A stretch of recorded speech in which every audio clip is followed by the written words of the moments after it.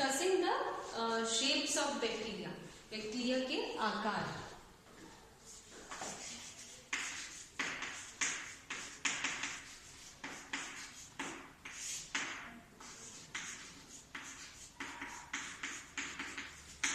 Shapes में bacilli, foci and spiral bacteria होते हैं। बैसिलाई जो है वो रॉड शेप्ड होते हैं या छड़ के आकार के होते हैं। फोकाई जो होते हैं वो स्फेरिकल गोलाकार होते हैं और स्पाइरल जो है वो स्पाइरल शेप्ड बैक्टीरिया होते हैं। ठीक है, सर्पिल आकार के होते हैं। तो ये रॉड शेप है,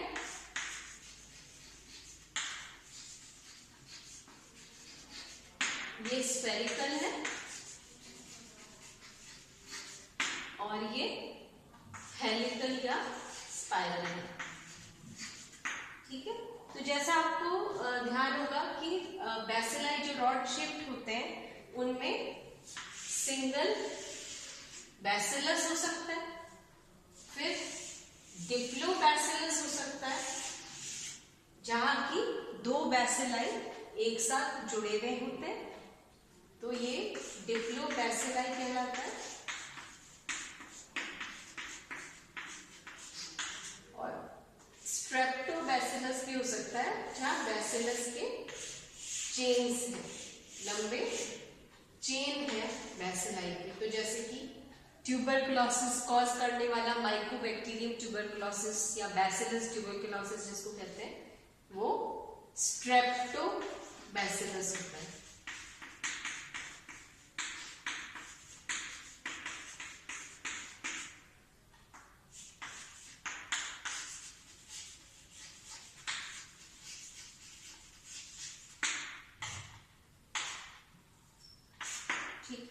बैसिलस सीरियस भी होता है। ठीक है, ये इस तरह के बैसिलाई में होता है। अब कोकाई जो होते हैं, जो स्फेरिकल बैक्टीरिया होते हैं, उनमें भी कई तरह के अरेंजमेंट हो सकते हैं। वो अरेंजमेंट क्या क्या है,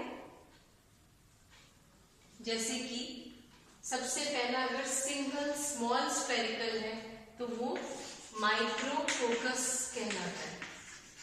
अकेला इंडिविजुअल स्फेरिकल और छोटा, तो micrococcus aureus for example, single spherical bacteria अलग अलग।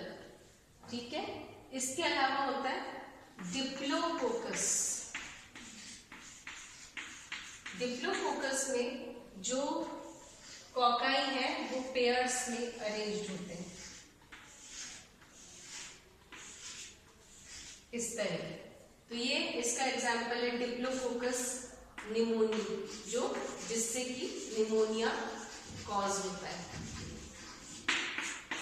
ठीक है, इसके अलावा है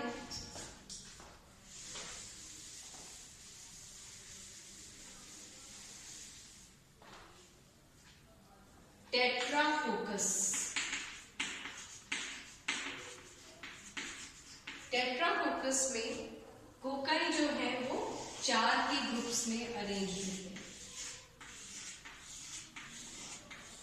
इसकी एग्जाम्पल है निसेरा।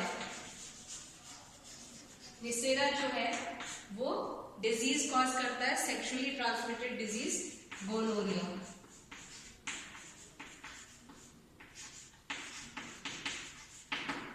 ठीक है, फिर आता है टेट्राकोकस के बाद है जैसे कि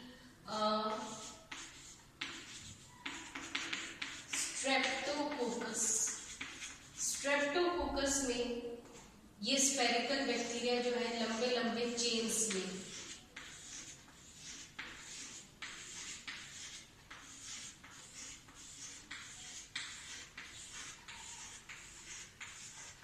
इस तरह से अरेंज होते हैं। जैसे कि स्ट्रेप्टोकोकस जो पस फॉर्मिंग बैक्टीरिया है, जो हमारे बॉडी में, ह्यूमन बॉडी में पस कॉज कर देते हैं, वो स्ट्रेप्टोकोकस के मेंबर्स होते हैं और वो चेन्स में प्रेजेंट होते हैं। फिर है स्टेफाइलोकोकस। स्टेफाइलोकोकस में क्या होता है कि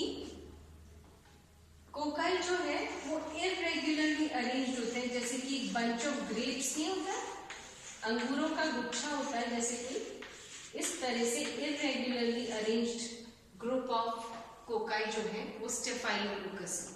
जैसे जो जब हमारे बॉडी पे बर्न्स हो जाते हैं, जल जाते हैं, जैसे कई बार आपने देखा होगा एसिड से बर्न हो गया या गर्म पानी से बर्न हो गया या आग से जल गया कोई, तो बर्न्स हो जाते हैं और उनमें सेकेंडरी इन्फेक्शंस कॉज हो जाते हैं। और वो सेकेंडरी इन्फेक्शन कौन कॉज करता है? बैक्टीरिया कॉज करता है, और वो बैक्टीरिया ज्यादातर स्टेफाइलोकोकस के मेंबर्स होते हैं और वो बंच ऑफ ग्रेप्स की तरह अरेंज्ड होते हैं। ठीक है, तो सेकेंडरी इन्फेक्शन जो बर्न्स में कॉज होते हैं वो स्टेफाइलोकोकस के मेंबर्स की वजह से होता है। फिर एक और अरेंजमेंट होता है, वो होता है सार्सिना। सार्सिना जो है वो एक 3 डायमेंशनल अरेंजमेंट होता है, जिसमें कि जो कोकाई के मेंबर हैं वो क्यूब शेप में अरेंज होते हैं। ये क्यूबॉइड होता है, क्यूब शेप होता है, तो 3 डायमेंशनल अरेंजमेंट होता है इनका, जिससे कि 8 कोकाई एक क्यूब शेप में अरेंज होते हैं, तो वो सार्सिना कहलाता है। ठीक है, तो ये सारे कोकाई के अरेंजमेंट्स हो गए। अब नेक्स्ट आता है आपका स्पाइरल बैक्टीरिया। स्पाइरल बैक्टीरिया कौन कौन से हैं?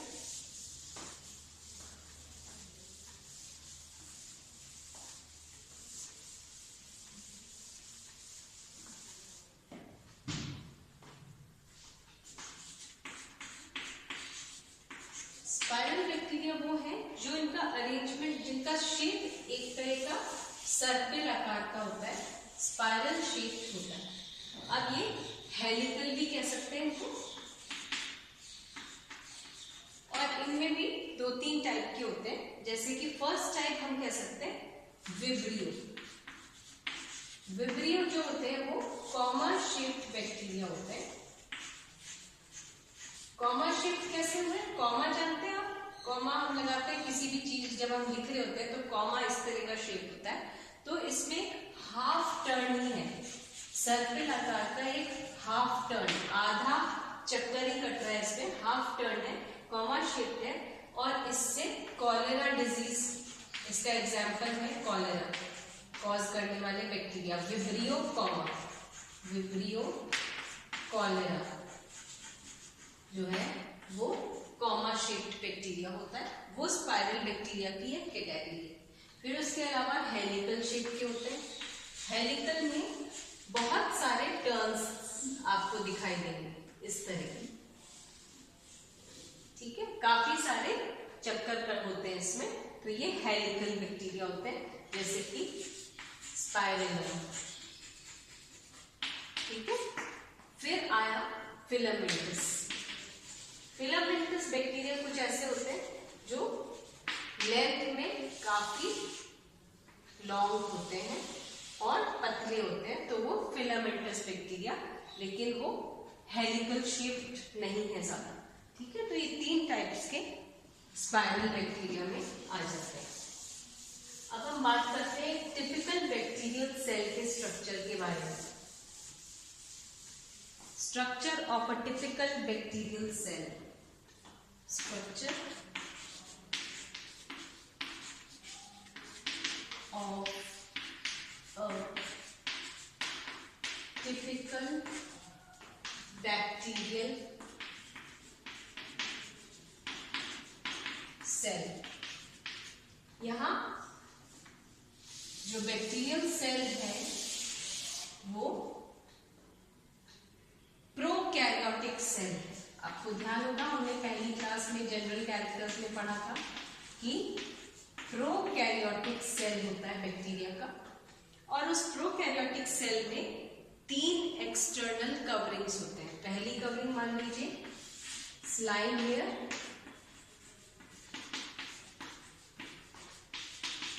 और कैप्सूल,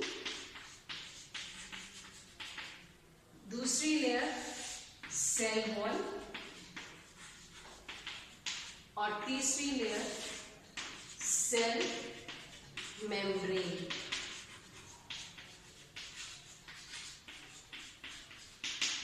स्लाइम लेयर या श्लेष्मा युक्त आवरण होता है या कैप्सूल होता है, सबसे बाहर होता है। उसके बाद एक कोशिका भित्ति होती है, सेल वॉल होती है, और सबसे अंदर कोशिका झिल्ली होती है या सेल मेम्ब्रेन होता है या प्लाज्मा मेम्ब्रेन होता है।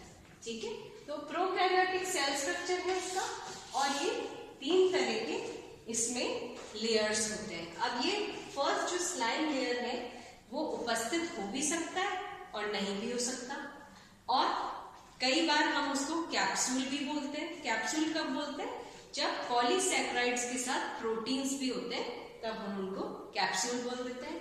फिर कोशिका झिल्ली होती है, कोशिका भित्ति होती है, जो कि हम प्लांट सेल्स में भी पढ़ते हैं कि सेल वॉल प्रेजेंट होता है। उसी तरह का सेल वॉल बैक्टीरिया में भी प्रेजेंट होता है, लेकिन क्या डिफरेंस है वो हम आगे देखेंगे कि प्लांट सेल और बैक्टीरियल सेल के सेल वॉल में क्या अंतर है।